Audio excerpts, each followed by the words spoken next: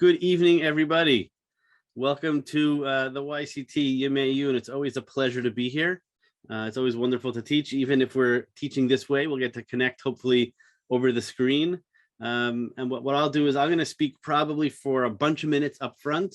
I'm okay with questions in the chat, but I want to be sort of mindful of the fact that there is closed captioning going on. So that the closed captioning, we want to give space for them as well.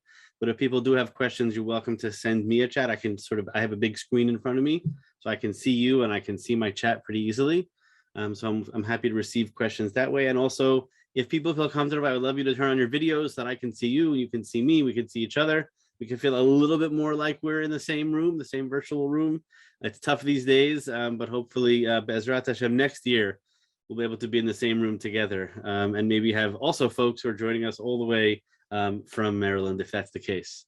So what I want to talk about is a particular approach to the first two Mishnayot of Masechet Rosh Hashanah. These Mishnayot are common and somewhat well known, and I want to read them carefully and slowly, and then ask a series of questions, look at some parallel texts, and then come back to a major question that I think is kind of driving or behind these Mishnayot, and then offer an insight a little bit into what I sometimes call magical thinking or magical prayer, or how to find magic in our lives over Rosh Hashanah. There's a lot of magic that happens in our tables, in our shuls on Rosh Hashanah, and there are ways in which magic can be wonderful and uplifting and beautiful, and there are ways in which magic can be deeply problematic. So I want to talk about the ways in which it's both a positive and sometimes also can be a negative. So maybe Ellie can just re-put the link in the chat because a couple people just joined. So there'll be a link to the source material in the chat, and if you had it from the original flyer, you could also take a look there as well. And I'm just going to start by reading these first two Mishnayot kind of carefully, opening from the very beginning of Masechet Rosh Hashanah. And the Mishnah begins, Arba'a Roshei Shanim Hem, there are 4 new years. So that's already kind of a strange beginning. When we think of Rosh Hashanah, we imagine there's kind of basically one. But when you kind of reflect on it for a moment, there are also a number of Jewish New Years. There are also a number of secular New Years. We have, for example, January 1st. We also have a fiscal New Year. Taxes, April 15th. There are all sorts of ways in which our calendar starts and then starts again and then starts again. And so too the Jewish calendar as well. There are 4 kind of heads of the year, as it were. And now the Mishnah is going to list out those 4. The first one, Be'achad b'Nisan, that the Jewish calendar begins in Nisan, according to Tanakh, according to the Bible. Even though in our minds we begin with Tishrei as the beginning of the year, as we'll see where that comes from. But in the Bible, and therefore from the perspective of this early Mishnah, the calendar begins at some level with Pesach, with Nisan. So Be'achad b'Nisan Rosh Hashanah lamelachim v'laregalim. The beginning of Nisan is the way, if you were a new king, that's how you'd count your new year. And also that's how we count the festivals, Pesach, Shavuot, and then Sukkot. Be'achad be'elul, I guess that's 3 weeks ago, Rosh Hashanah l'ma'aser behema. If you want to keep track of your animals and tithe your animals, if you're a farmer and you own cattle, you got to keep track of which cow is going to be kadosh, the 10th one. So that is calculated based on their birth after Rosh Chodesh Elul. We then have a dissenting opinion. Rabbi Eliezer and Rabbi Shimon Omrim, no, the new year for the animals is not on the beginning of Elul. Instead, it's Be'achad b'Tishrei. It's on the day that we would call Rosh Hashanah, Stam Rosh Hashanah. And then the Mishnah keeps going, Be'achad b'Tishrei Rosh Hashanah. So the first of Tishrei coming up in just a few days, hard to believe, a week and a bit away. Rosh Hashanah l'shanim v'lashmitin v'layovlot, for the years, and for the Shemitah, this coming year is a Shemitah year, every 7th year, and for the Yovel, the Jubilee year, every 50 years, l'nitiyah v'lirakot, and also for plantings and for vegetables when it comes to rules related to the ages of the tree, like for Orla. So the first of Tishrei comes with a number of calendars that flow from that point. And then we come to a debate between Beit Hillel and Beit Shammai. Be'achad b'Shvat, the first of the month of Shvat is Rosh Hashanah la'ilan. K'divrei Beit Shammai, that's what Beit Shammai holds. We're more familiar with Beit Hillel, who says b'chamisha asar ba, what we would call Tu b'Shvat. Now, it's a little bit strange that Beit Hillel says you have a Rosh Hashanah in the middle of the month. It's somewhat unusual that a Rosh Hashanah should take place in the 15th. So that's one problem in the Mishnah. Also, here's a little piece of Torah trivia for you that I'm not going to unpack right now, but you could take this for a whole other shiur. There is one place in which the date of the first of the month of Shvat occurs in the Tanakh, which is the very beginning of Sefer Devarim. When Moshe Rabbeinu begins his last will and testament to the Jewish people, it starts out on the first of the Hebrew month of what we would call Shvat, of the 11th month, which is kind of interesting to think about how what we call Tu B'Shvat, the Rosh Hashanah L'Ilanot, is connected to Sefer Devarim. That's for another shiur, for another time. So here we have our kind of a version of the Jewish calendar, 4 Rosh Hashanim. It is interesting to note as well that there are a number of Mishnayot that count with numbers like this, Ba'arba'a Rosh Hashanim, and the next Mishnah as well, Ba'arba'a Prakim, 4 years, 4 months, 4 seasons. And those Mishnayot are assumed to be the oldest pieces of the codified Mishnah, the most ancient texts that we have access to, which maybe when we go back to Beit Hillel and Beit Shammai, we're talking about the turn of the millennium, around the year 0 or so. This is a very ancient Mishnah. And here we have a kind of a setting out of the Jewish calendar. The Mishnah starts out with, there are 4 new years, and then we have this little sidebar of Rabbi Eliezer and Rabbi Shimon.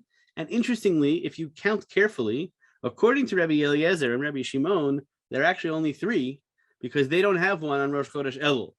Their Elul one gets shifted to Tishrei. It gets kind of blown together with Shanim and Shmitin and Yovlot. So Rabbi Eliezer and Rabbi Shimon, I think part of why they're here is that they show us that the number 4 is actually subject to debate. Meaning, the Mishnah starts with this categorical statement that sounds like it's something we should all obviously agree with and know and accept and love and want, and it's great. But according to Rabbi Eliezer and Rabbi Shimon, there are actually only 3 Rosh Hashanahs, only 3 New Years, or 3 calendars that exist according to this Mishnah. So Rabbi Eliezer and Rabbi Shimon are rejecting that opening line. I want to flag that for now. It sounds a little bit strange because you would think that someone might note it's 4 or it's 3 according to them. Jewish accounting can sometimes be a little bit fishy. We'll come back to Rabbi Eliezer and Rabbi Shimon at the very end. The notion that number 4 is perhaps in and of itself up for grabs. Okay, so that's the calendars. And then the next Mishnah goes into Ba'arba'a Prakim Ha'olam Nidon. There are 4 seasons in which the world is judged. So this is the bottom of page number 1. I gave you the Hebrew, and on the left-hand side, you have here the English. I just cut and paste from Sefaria.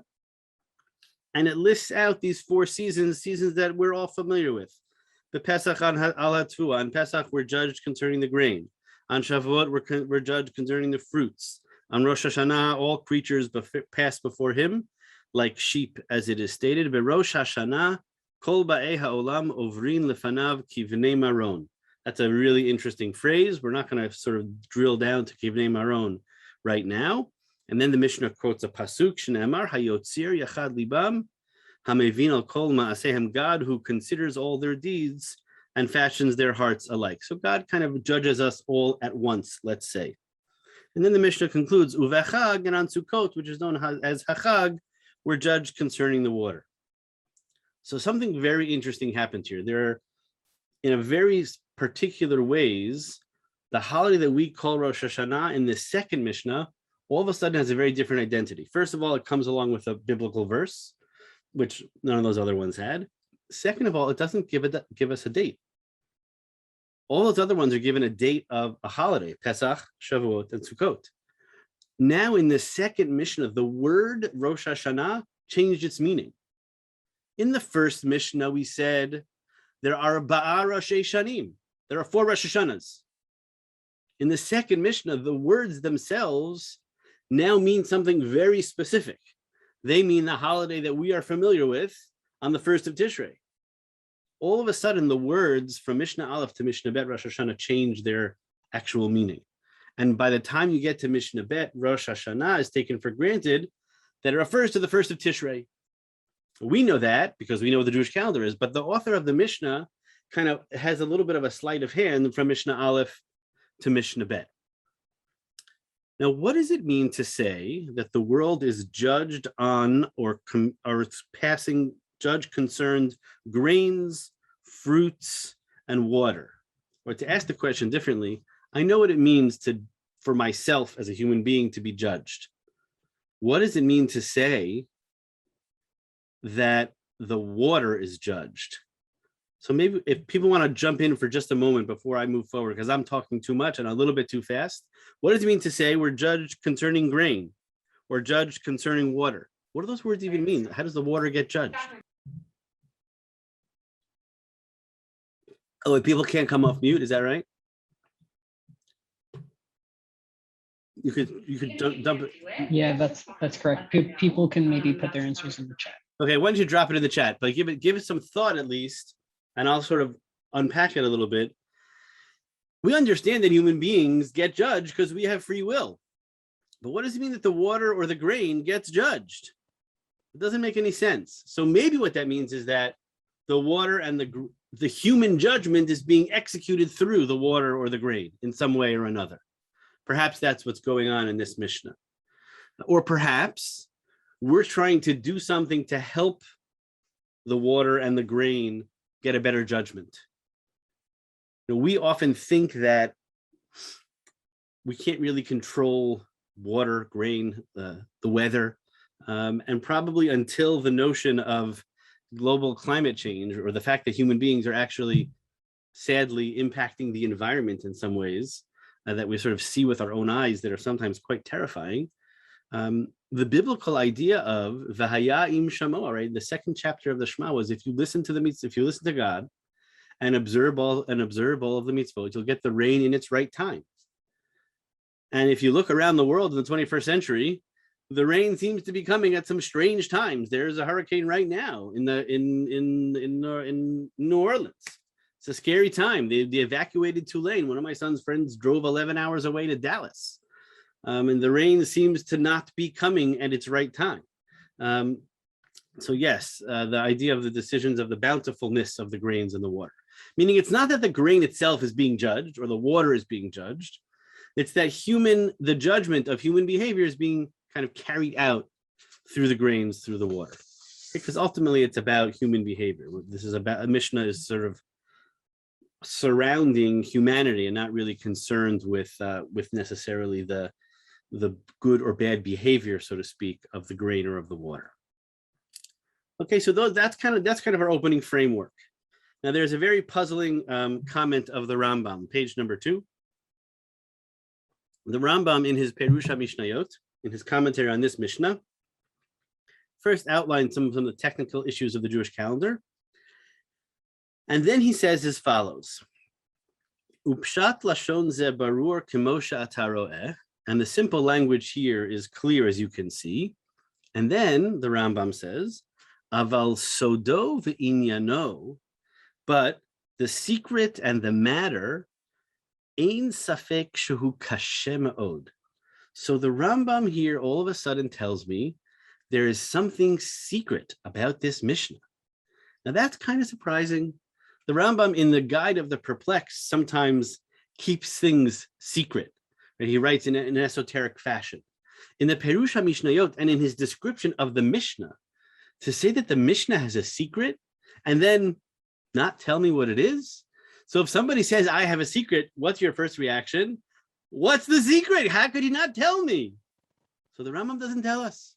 So there has been much ink spilled trying to figure out what was the secret that the Rambam was referring to. So I don't know that I can answer that question because probably nobody but the Rambam himself can really answer that question. But what I want to do now is look at 2 parallel texts, a question from the 14th century that maybe gives us a little bit of a window into the secret that the Rambam was referring to. Okay, everybody with me? So let's look at a parallel Braita, not a parallel Braita, but a Braita, a text from the time of the Mishnah that appears in the Talmud Bavli that tells the story of why we do what we do for Pesach, Shavuot, Rosh Hashanah, and Sukkot. Why there are specific korbanot brought in the Beit HaMikdash at those specific times. And part of what we're going to see here is that this Braita, this text, is aware of the fact the kind of agricultural source or origin of each of these holidays, right? That's not, we have a particular historical relationship to Pesach as Yetziat Mitzrayim, Shavuot as Matan Torah. In addition to the historical aspects of each of those holidays, there is also an agricultural aspect. So here the Mishnah is going to play with the agricultural aspect and how that feeds into the behaviors of the Beit HaMikdash, the behaviors of the temple. So says the Braita, Amar Rabbi Yehuda Mishum Rabbi Akiva. Rabbi Yehuda says the name of Rabbi Akiva. Mipnei ma amra Torah. Why does the Torah tell me to bring the Korban HaOmer on Pesach? Why are you supposed to bring the Korban Omer? It's an interesting question. The right answer to that question, whenever the Gemara asks a why question, Mipnei ma, the answer is because God said so. But the Gemara or this Braita is looking for something more than just God said so. So why does the Torah tell us that? Because that's the time when you're planting the grain, the time of the barley. Amar Kadosh Baruch Hu haviu lefanai omer bat pesach. Bring to me this barley sacrifice. An omer is a measurement of a certain amount of barley, so that I will bless the barley that's in the fields. So do this ritual act in the temple in Jerusalem, so that the barley all over Israel, let's say, or all over the world, will receive blessing. And then the Braita continues, why does the Torah command us to bring this particular sacrifice of 2 loaves of bread on Shavuot? Shavuot is one of the few times of the year when chametz was brought onto the Mizbeach. Most of the time, except for one particular type of korban, no chametz was ever allowed on the Mizbeach inside the Beit HaMikdash, only on Shavuot. We go from a barley kind of a sacrifice, the Omer, to a wheat-based sacrifice of these on Shavuot at the concluding of the Omer, 49 days later, and it's a waved sacrifice. So if you imagine 2 people or a Kohen waving 2 challahs, that's the image of this Shtei HaLechem, kind of what happens on your Friday night table. You pick up the 2 challahs, you're waving the challah, maybe you wave them a little bit, you put one on top of the other, many different ways of doing it. Maybe you're sprinkling some salt all over the place. So when that's the image of the Shtei HaLechem. So why are you doing that? What's the reason? Again, it's not just because God says so, but the answer is because at the time of Shavuot, the wheat is in the fields and we want God to bless the wheat, just like God was meant to bless the barley. And why on the Chag of Sukkot do we do the special korban called the Nisu Chamayim, the libation of water? Every korban comes with a libation of wine and or oil. And on Sukkot, there was this one time of the year in which there was a lot of water brought. Likely that was a very practical concern because there was a lot of sacrifices. You need to clean the messiness out. And so there was this libation of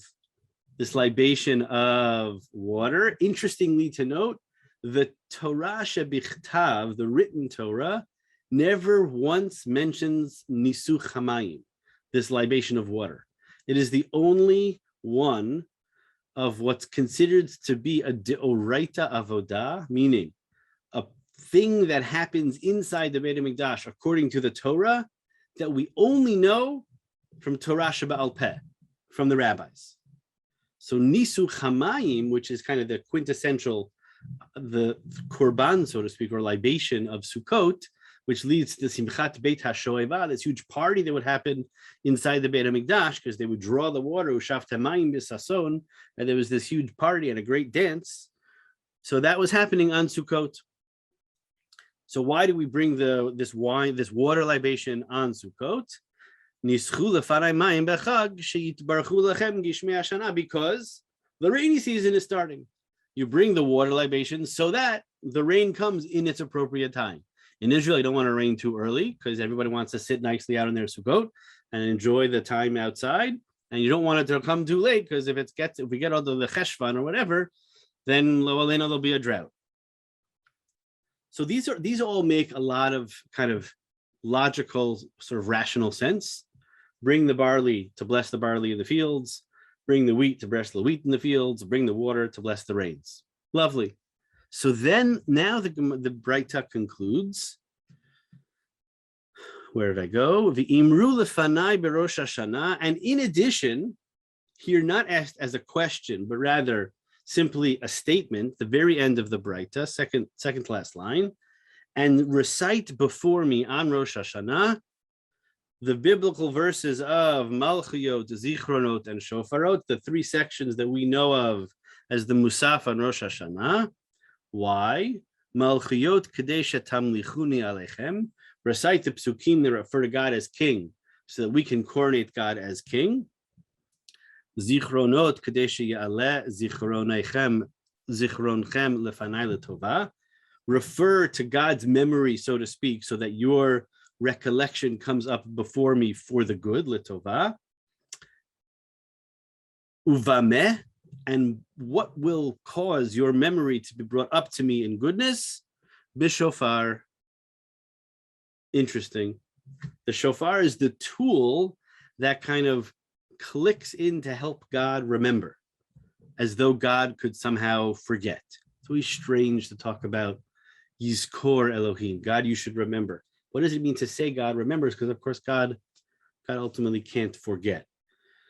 The shofar is the tool that's supposed to awaken God's memory for the best, so that we get the blessings that we deserve.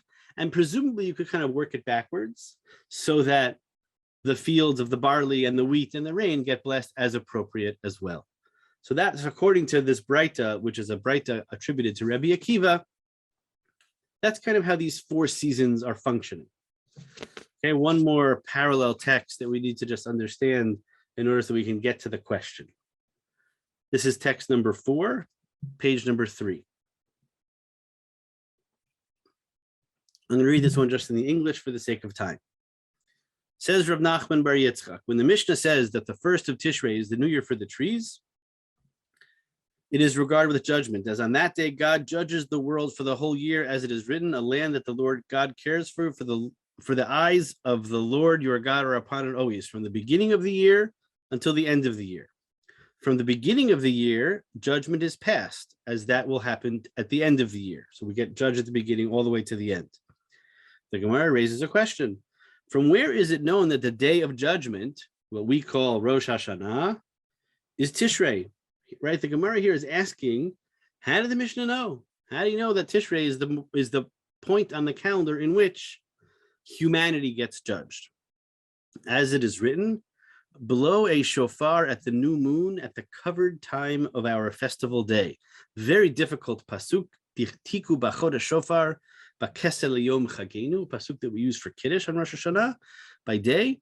It said before in Mariv, a difficult pasuk even just to translate, but that verse says below a shofar at the new moon, and Rosh Hashanah is at the new moon, which is the festival day on which the moon is covered, meaning there's only one major festival that happens on Rosh Chodesh when there is no moon, and that is, so to speak, it's hidden. You must say this is Rosh Hashanah, which is the only festival that occurs at the beginning of the month, when the moon cannot be seen. And it is written in the next verse, for this is the statute for Israel, a judgment for the God of Jacob, implying that this is the day of judgment. So the new moon, when it's hidden, the only holiday that happens is Rosh Hashanah, and that is juxtaposed to this notion of judgment. That's how we know. Okay, so all of these texts were basically to get to the following question, which I think is a piece of the hint of the secret of the Rambam. So page number 4, this is a comment of Rabbeinu Nissim. Rabbeinu Nissim was lived in Spain in the 14th century. He wrote this commentary as a commentary on the Rif in the back of the Gemara. And he writes as follows. Tmehani, I have a really big question. And he says as follows. Bishlama, I understand. Adam nidon berosh Hashanah. I know, I have a source for the concept that humanity is judged on Rosh Hashanah. How do I know? Because I just have this Gemara of Rav Nachman Bar Yitzchak. Midivrei Kabbalah. I have it from, here Kabbalah not referring to Jewish mysticism, but just as a tradition.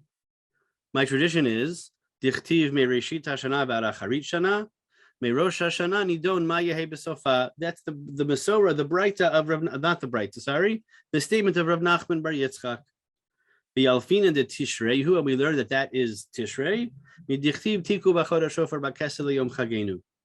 Ezehu chag shachodesh mitkaseba, which is the yontif in which the moon is hidden, so to speak. Hevi omer zeh Rosh Hashanah. That's Rosh Hashanah because it's the only holiday that falls out on Rosh Chodesh. Uktiv kichok li Yisrael kedita bagmara b'pirkin, as the Gemara says in Daf Chet, the statement of Rav Nachman. So says the Ran, I understand how the Mishnah knew that Rosh Hashanah, the first of Tishrei, was the judgment of all of humankind. Ella, says the Ran in the middle, Hani shlosha pirkin acharine. The other 3 times of judgment, Mebayali, I'm troubled. Menalahu l'Rabbanan. How did the rabbis know? So I'll step back for a moment and reflect on this question, because I think it's a very radical question. What the Ran is saying is, I have a source for one of our seasons of judgment from the second Mishnah of Massachusetts Rosh Hashanah. I have a Gemara that tells me that Rosh Chodesh Tishrei is Rosh Hashanah, the moon is hidden, human beings are judged. I have a source for that. But I don't have a source for Pesach, Shavuot, and Sukkot, for the barley, the wheat, and the rain. Now, part of what's strange about that is the Mishnah is the source. What does it mean to say, what's the Mishnah's source? Usually when we look for a source, if we have the Mishnah, we have a source. What the Ran here is saying is that the Mishnah in and of itself is not authoritative enough. And therefore he goes to quote Rav Nachman Bar Yitzchak, who quotes biblical verses. Now he's quoting from, not from the Chumash, but quoting from Tehillim. But for the Ran, the Mishnah does not serve as an authoritative source. So if you were to extend that question, there are so many things in halakha, in Jewish life, that we only know from the Mishnah. So I'll give you a really simple example. This year in Yeshivat Maharat, we're going to be learning Hilchot Shabbat. And many of us are familiar with the 39 categories of prohibited labor. Those 39 categories of prohibited labor do not appear anywhere in the written Torah. They only appear in the Mishnah.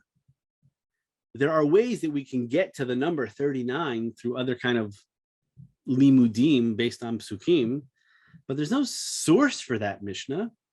The Mishnah is a source of Torah Shebaal Peh. What if we try to ask this question about all of the Mishnah? How can a Rishon in the 14th century look at a Mishnah and say, what's your source? The Mishnah is the authoritative source of all of Torah Shebaal Peh. And the Ran, therefore, is bothered by I think, perhaps the secret of the Rambam. Meaning, how can anybody know how this whole system works? It's not possible unless you had like a biblical verse. So if God told me on Pesach I was judged on the barley, and on Shavuot I was judged on the wheat, and on Sukkot I'm judged on the water, so I have a source. But if it's just the Mishnah, who do you guys think you are? The Ran turns to the rabbis of the Mishnah and says, who do you think you are, rabbis of the Mishnah? You don't really understand how punishment and reward works in this world, because nobody can understand how punishment and reward works in this world. Yeah, we have psukim that say things like V'haya im shamoa tishma'u, that if you listen, then God's going to cause the rain in its time. But we all know, not just in the 21st century after global climate change, but for all of human history, reward and punishment in a kind of one-to-one correspondence never functions.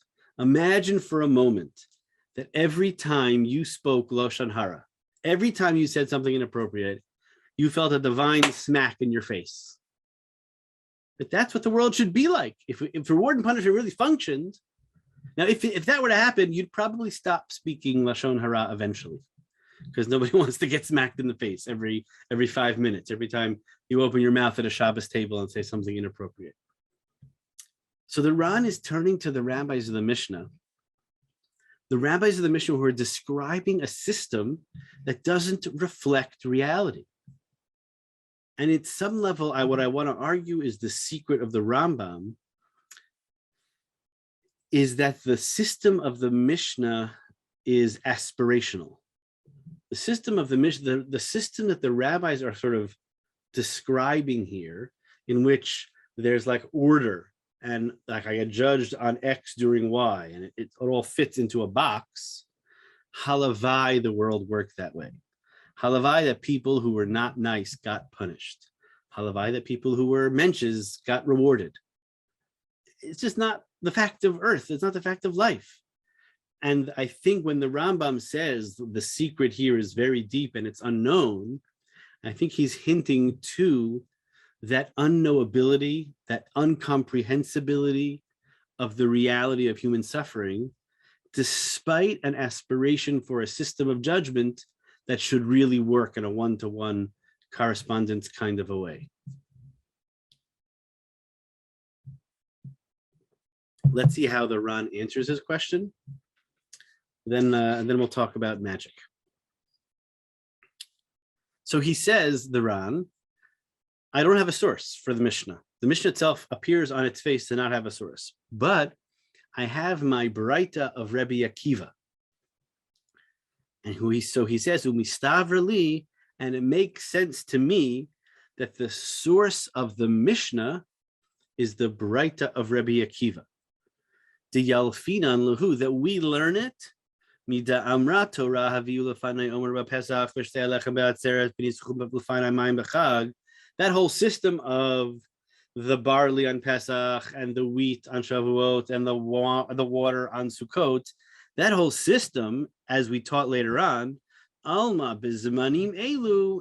Therefore, we know at those times Ha'olam Nidon B'Dvarim Halalu. The world is judged at those times. Therefore, God commanded us in order so that they would be blessed.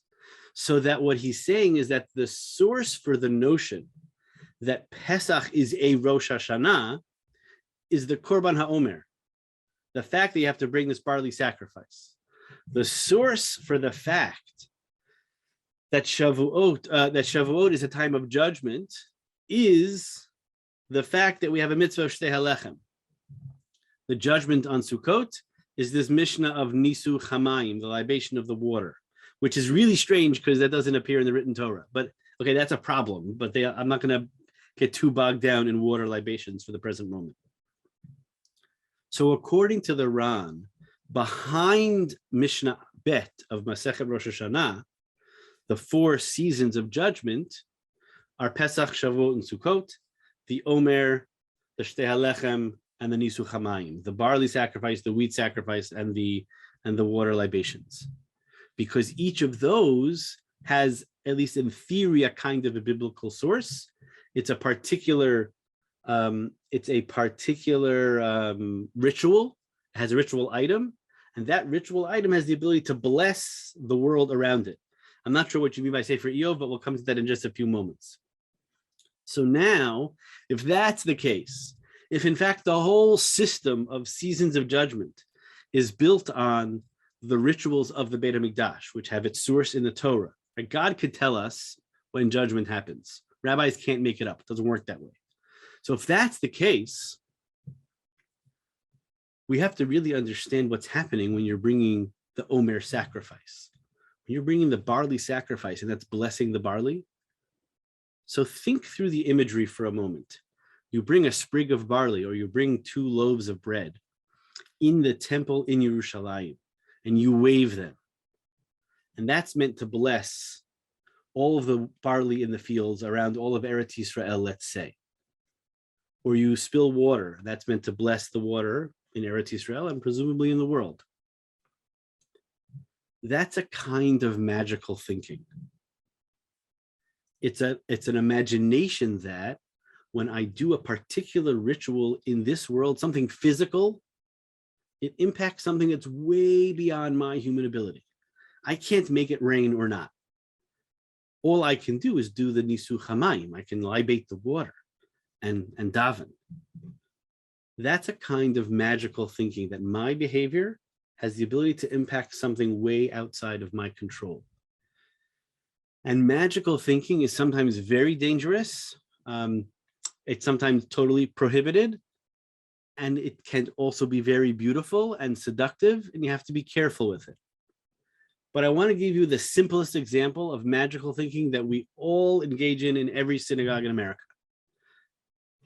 When we say Amishaberach Lecholim, what's happening is, let's actually rewind in history a little bit. Before, we used to say, please insert the names at the pause. Right? That's a very newfangled idea. In the olden days, you used to have a lineup of people, right? And then the rabbi or the gabbai would say every name out loud. And at some point, you got shuls that were too big, and that became like a little bit cumbersome. So everybody kind of says it quietly. But think of that image. The rabbi or the gabbai has standing there at the Torah, sometimes even holding their hand on the Eitz Chaim.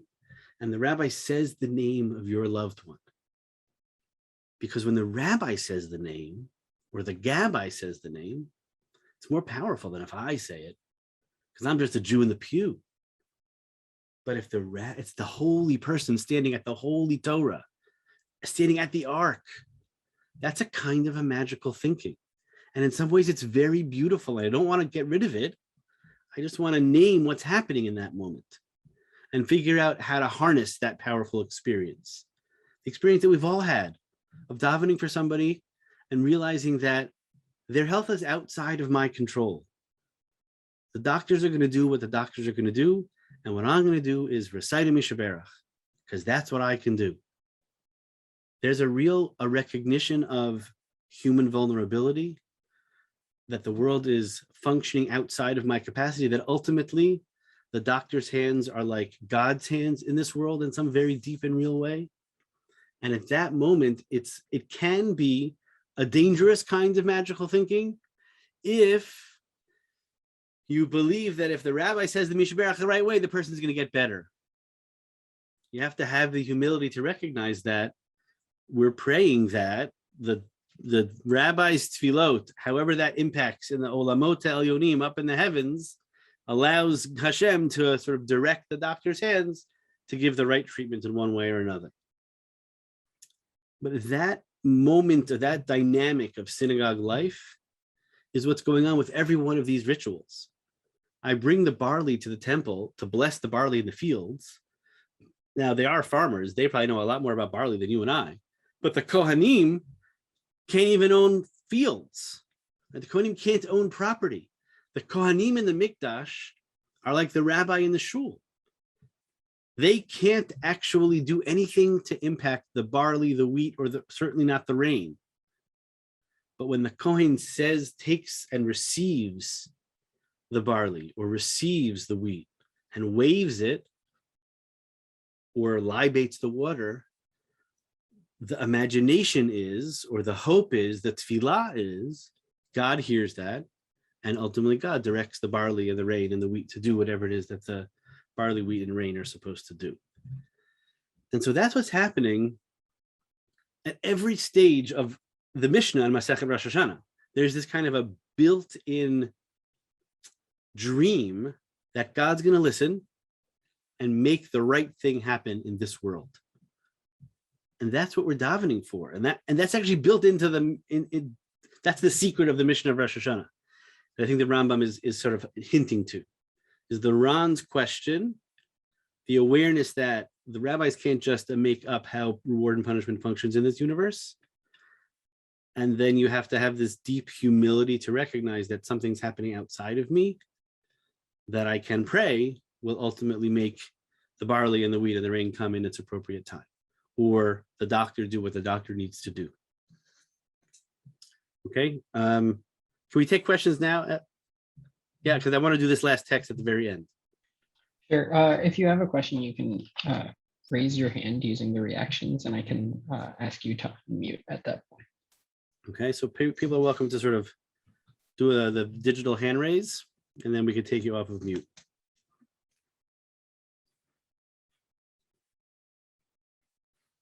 I rest my voice for a moment. Last night I was singing a lot with Eli Kranzler till after 1 a.m. Yes, Ravuri. How does he come off of mute? So you gave the shkoyach, Reb Jeff. This is beautiful. I love the secret that you tend to unpack. You gave the example of another Mishnah that there is no source, but the Mishnah itself as being the 39 categories. But that doesn't line up in the same way as an example of wishful thinking. Oh, So I'm curious, like how you think of that example, or if you could give a different example of this kind of wishful, aspirational thinking of the rabbis in the Mishnah for the system that they're trying to build, or hope to, or imagine, or want to believe in. I mean, I guess that all the tefillah related mishnayot in some ways, but you're right. It's not like they're. I mean, the Hilchot Shabbat is like a system that they built, but it's not a wishful system. Like Nizikin, the rules of damages, is a system that they create, but it's not like a wishful system. It's just descriptive of a system of law. I don't know. You'll tell me. It's a good question. So let me think about another case in which they're sort of trying to reimagine another kind of universe or aspiration in some level or another. Somebody want Moshe, you want to explain Sefer Iyov? What was that all about? I'm not sure I follow the Iyov comment.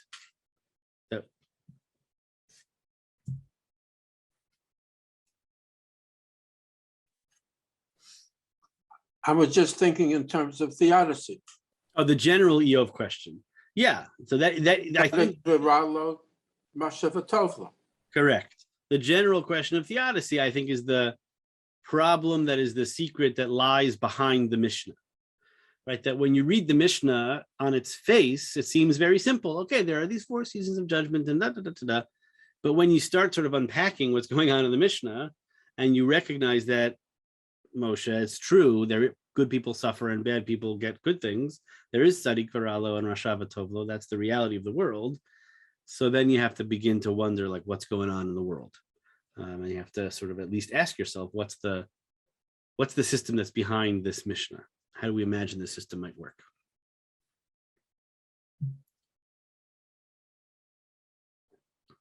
Okay, so go to page number 5.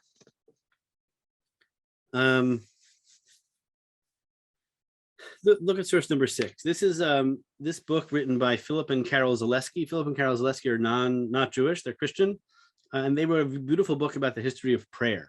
They're kind of sociologists and Christian thinkers. They're fascinating people. And they wrote the following paragraph: 2 figures stand guard at the threshold of prayer: the magician and the priest. The magician commands, the priest offers. The prayer of the magician is an incantation, a charm, a chanted or inscribed word of power used to achieve a particular end: to heal the sick, Yishaberach, revive the dead, send rain, open the womb, defeat the enemy, and so on. The prayer of the priest is an invocation, the spoken or sung portion of a sacrifice, which by honoring the gods, okay, we wouldn't say gods in our universe, right? Talking about an ancient image, attain both temporal and eternal goods. Magical prayer draws down power from heavens. Priestly prayer pours itself out on the altar stone and ascends to the heavens in fragrant smoke, one moving up, one moving down. These are archetypal actions. They belong not only to prayer's ancestral past, but also to its present and its future. Very beautiful imagery here about what your role is in the context of prayer. And there are times in which each of us will want to play the role of the magician, and there are times where each of us will want to play the role of the priest, whether you're a rabbi or not. There are going to be different times in our lives when something is happening where I need to be a magician. I need to be able to pray for health. And there are times where you're going to want to pour yourself out, where there isn't like a traumatic event happening, but there's something bubbling up inside myself. And as a priest, I need to kind of send it out into the world. Tishpoch sicho in our language. You'll spill out the language, spill out your nefesh.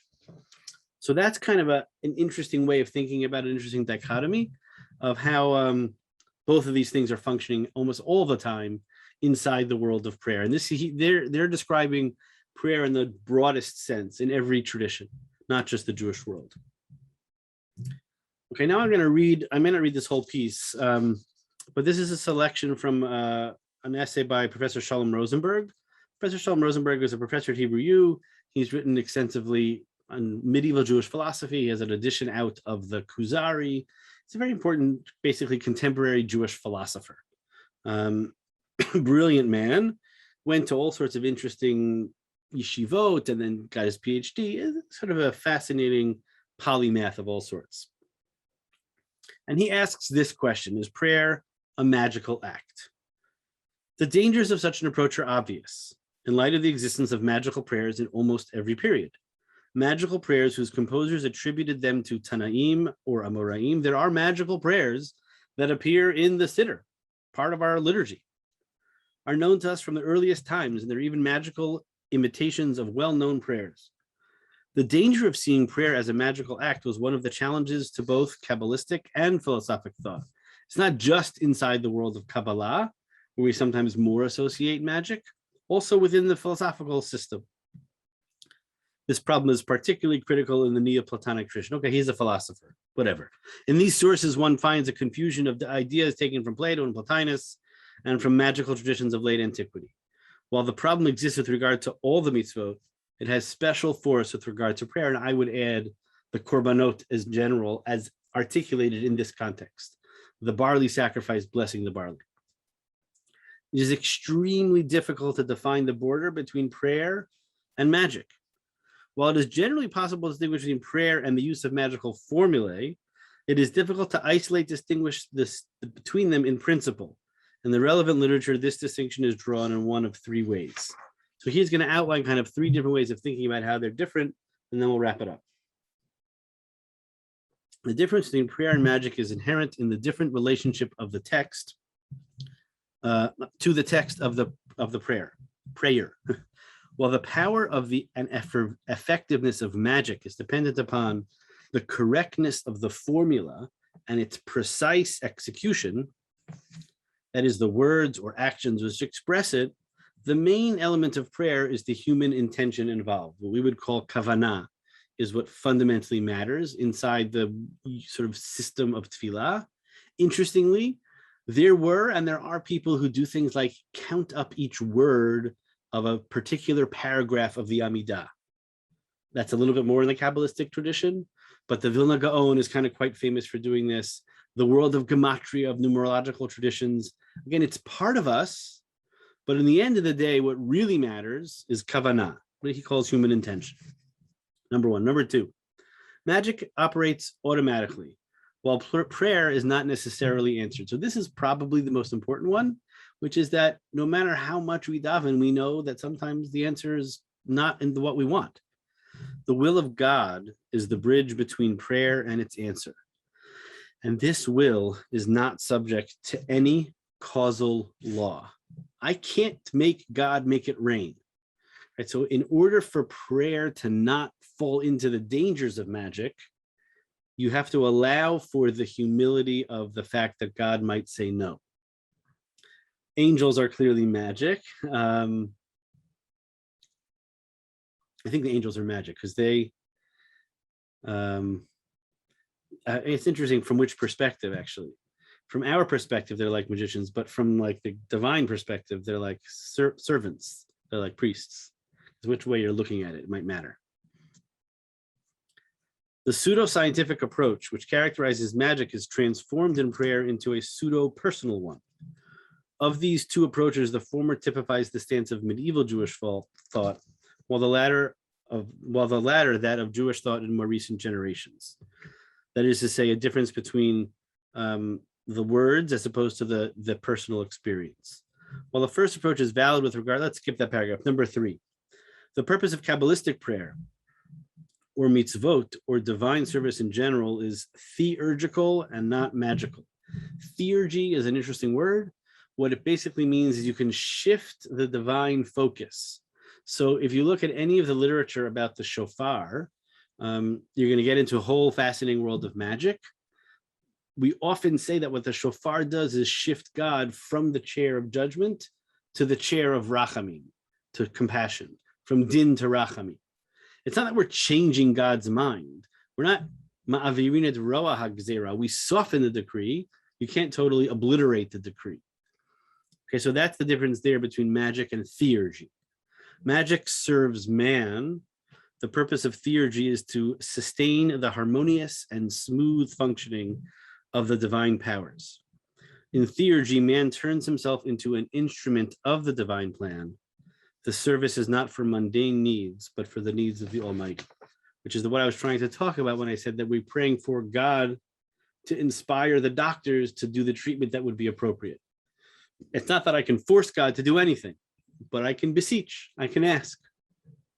And that's, if you will, the power of the magic of tefillah, and also the power of the secret of Rosh Hashanah, of these Mishnayot of Rosh Hashanah. And so what I would hope that we can do as we kind of enter into this season, when there are a lot of words that we have to say, a lot of words of the slichot, and the words are hard. There are a lot of words in the davening on Rosh Hashanah, and this year maybe it'll be a little bit more complete than last year, and the following year maybe we'll get more words, and the rabbis will let us have a full davening. Maybe the rabbis won't speak so long. But all those words, sometimes we can get lost in them. There's a beauty and a wonder to singing together in a large group that we kind of lost. We haven't been able to do that for so long. And when you get swept away with a group of people singing together, there's a kind of magic in the room. And that's what you want to sort of link into that experience, even if we may not yet be able to have it this year in the way that we maybe imagined we would just a couple of weeks ago. To link into that, or even, by the way, you're going to be sitting at your table on the first night of Rosh Hashanah, and you're going to dip the apple in the honey. That's a moment of great magic. May God give me a sweet year. My honey isn't going to impact my year, but I'm imbibing the sweetness in hopes that we can have that sweet year. And you do it together as a group around the table. Right? That moment is a moment of great magic. And don't let the fear or the rationalist get in the way of yourself getting drawn into that magical moment. Be in it, love it, recognize the limitations, that it's not forcing God's hands, but if you can sort of engage in that magical moment, hopefully we can have a kind of a year that really will bring us the sweetness and the health that we all need, so that next year we all could be together in the same room together. Be'ezrat Hashem.